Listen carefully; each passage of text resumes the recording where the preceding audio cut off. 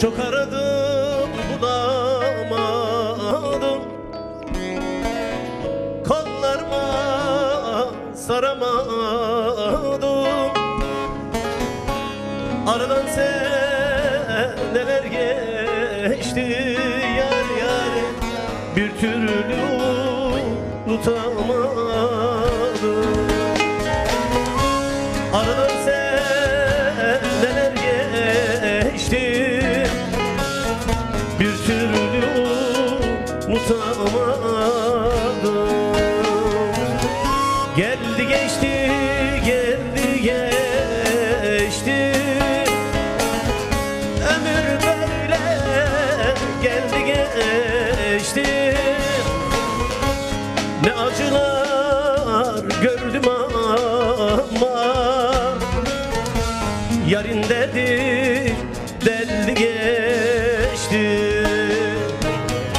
Çok acılar çektim ama yarın derdi deldi geçti.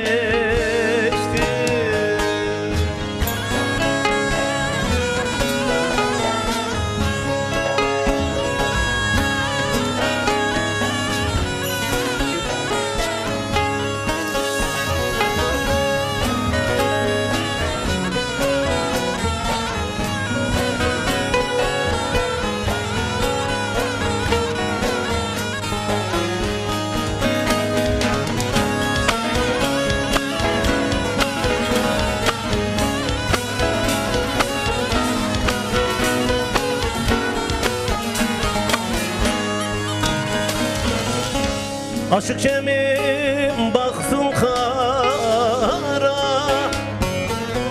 gel de böyle derde yanma. Her nereye gidersen git yar yar, seni unuturum sanma.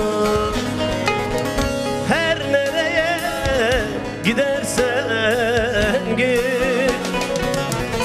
seni unuturum sanma. Geldi geçti, geldi geçti, ömür böyle geldi geçti. Çok acılar çektim ama yarın derdi deldi geçti.